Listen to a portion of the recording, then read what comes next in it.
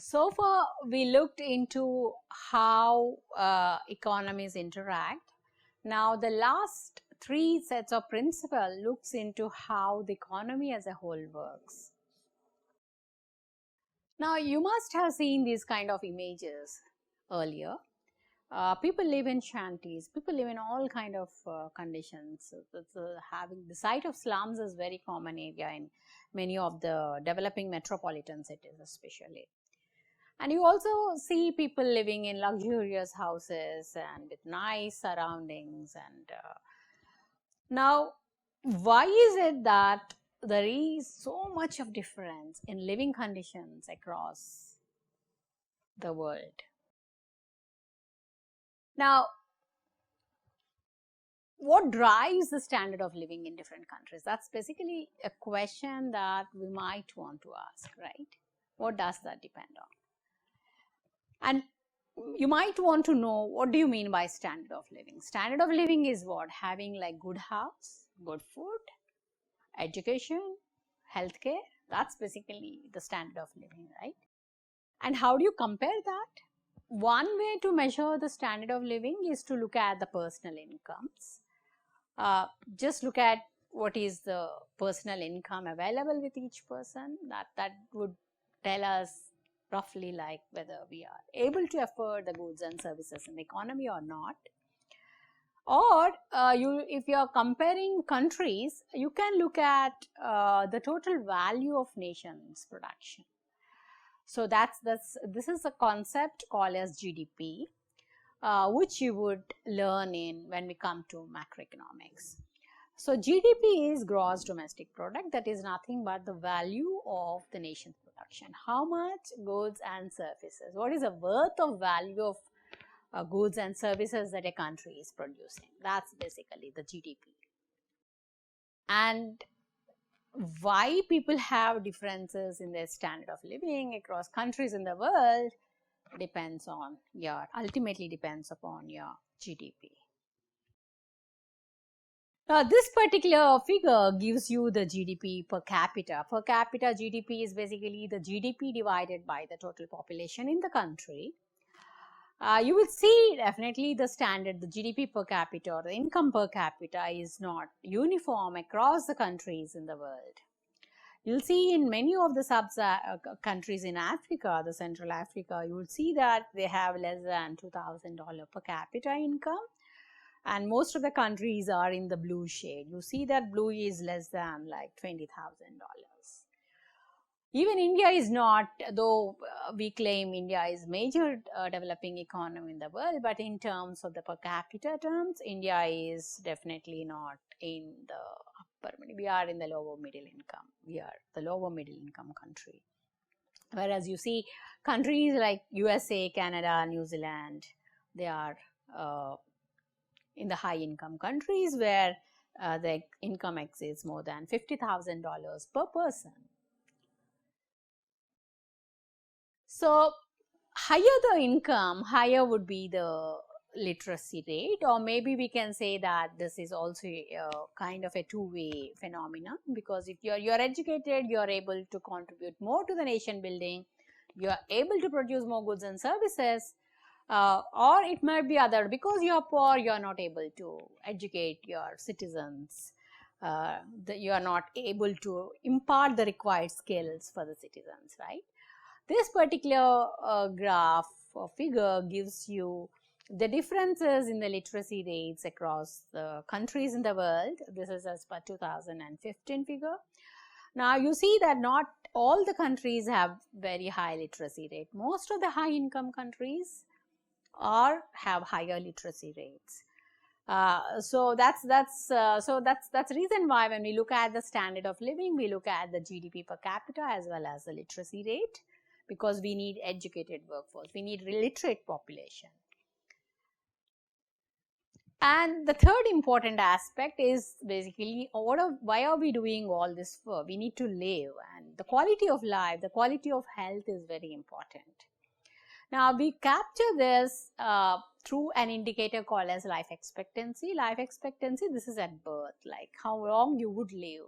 That's the expected life you are leading on an average. if you look at this figure, you see that most of the high income countries, they have an average life expectancy of about 75. New Zealand is an exception wherein you have 80 plus. Otherwise, in African countries, still they are like the life expectancy is only like 50. And in India, we have 60 plus. That's the average life expectancy. So, as you can see, these indicators, the income, education, and the health, they are highly correlated, right? So, that is what, because, and then it forms a vicious circle. If a country is unhealthy, they cannot contribute to the productivity of the nation. The country's workforce is not educated or literate, they cannot contribute to the productivity of the nation. So, there is a lot of correlation between these factors, or they are all interlinked. So, a country, that brings us to principle number 8, which says a country's standard of living depends on its ability to produce goods and services. Now, so almost all variation in the living standards are explained by differences in countries' productivities. Productivity is basically how much are you able to produce per unit of input. Here, for example, you consider one skilled worker. So, if one skilled worker, how much is he or she able to produce? That's basically the productivity. Or if you are employing capital, how much is one unit of capital contributing to the output? So, that's called as capital productivity. So, productivity is the amount of goods and services produced from each hour of a worker's time. The principle number 9, so we might have this question, like if there are so much of differences in standard of living across countries in the world, then why can't we just solve this problem by giving income, putting money in the hands of everyone so that they can afford to buy the required goods and services? But what happens is that if it's just a transfer to everyone, right? So what happens when you do that, when the government prints money, too much money, then the prices rise. Why does that happen? Because it's like now you're demanding, because you have so the government gives 20,000 per month to everyone. So what do we do with that? So what we do now, we have our extra needs. We remember our extra needs, that so there would be sudden increase in the demand for goods and services, right? But then the supply is limited, and then it would ultimately lead to the price rise, because supply, we will dig into this issue of supply demand and why prices rise when supply cannot expand to match with its demand, and when we look into the demand, supply and equilibrium in the microeconomics part. So, as a result, when the inflation increases, that is there is an increase in the overall level of prices in the economy. So, then the same basket of goods which would have earlier costed you 1,000 rupees would now become 2,000 or even 3,000, depending on the extent of money supply in the economy. So, one cause definitely of inflation in the long run is the growth in the quantity of money. So, that is not a desirous phenomenon or scenario that we anticipate. So, and also you need to understand that more of everything is not good. It's the real value would fall down, right? The value is coming from, if you remember, we did discuss this concept called as scarce resource, and then the value, if somebody has a scarce resource, then it is valued more because you have something which others don't have. Now, if like, you know, if you have something in excess, what happens is there is no value attached to that. So the value of money would fall. It's like we have clean air. Do we ever recognize that air has a value? No, because air is available in plenty and we think that it doesn't have a value. Similarly, water, whereas we value diamonds much better. So the value of money would definitely fall if you have excess money supply in the economy, and so that's definitely not going to address the problem.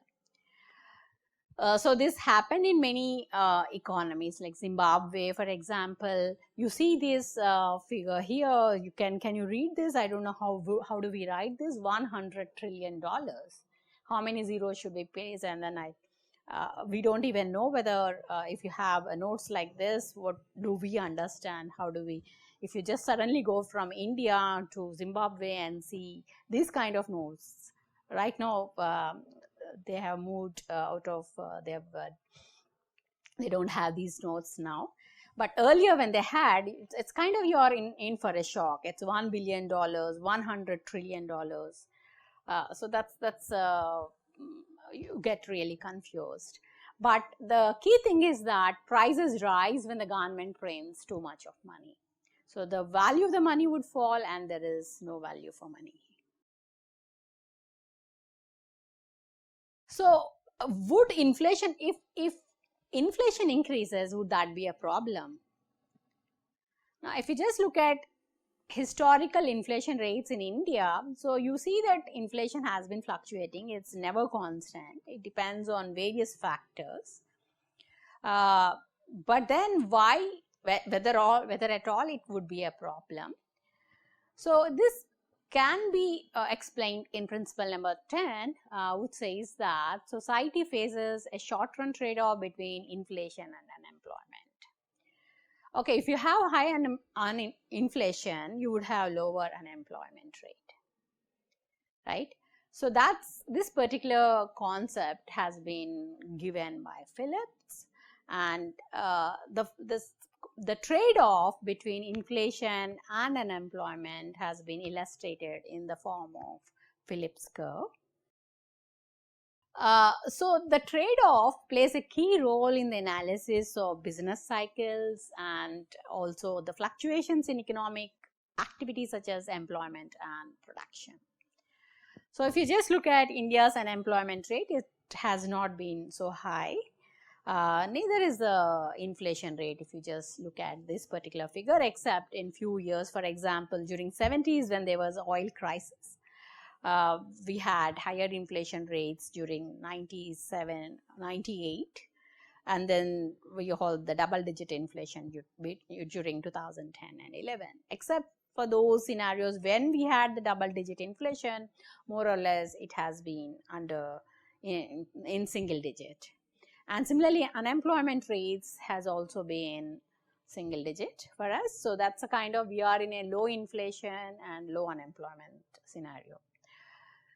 So this Phillips curve captures the short-run trade-off between inflation rate and unemployment rate. Why is that? Why, for example, you might want to understand a bit more on why there is this trade-off between inflation and unemployment. And you would learn more of this when we do macroeconomics. Now, what happens, suppose you're in a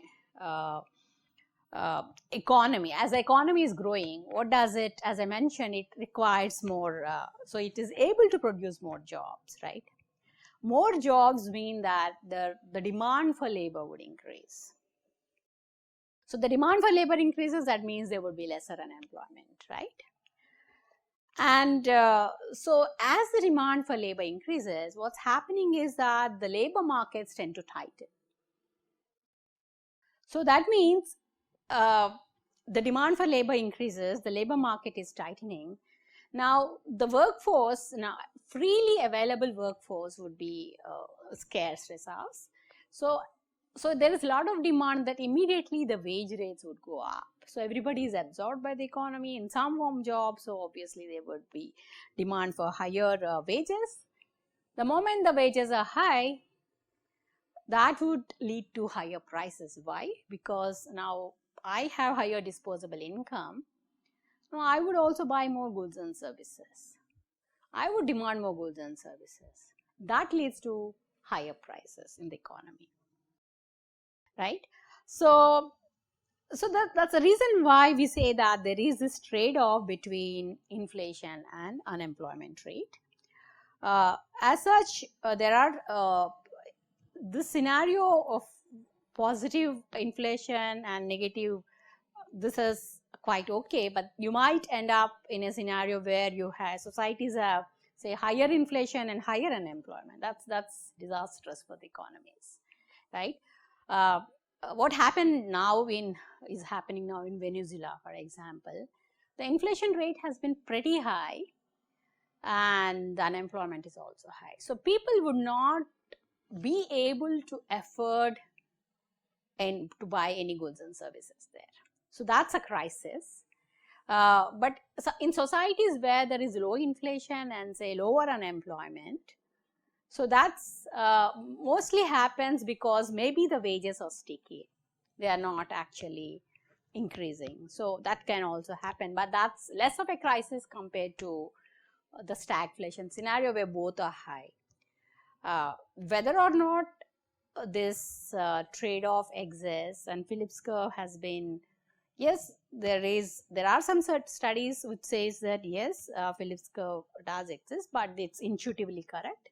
But maybe in some economies it may not work. So to sum up, the principles of decision making are that people face trade-offs. The cost of any action is measured in terms of foregone opportunities. Rational people make decisions by comparing marginal costs and marginal benefits, and people respond to incentives. Trade can be mutually beneficial. Markets are usually a good way of coordinating trade or coordinating market economy. Government can potentially improve the market outcomes if there is a market failure or if the market outcome is inequitable, along with the three principles that we have just discussed, that how economy on the whole works. So this is for now. Thank you for your attention, and I would in the next lecture continue with the economic systems, and we'll discuss the problem of economic organization. Thank you for your attention.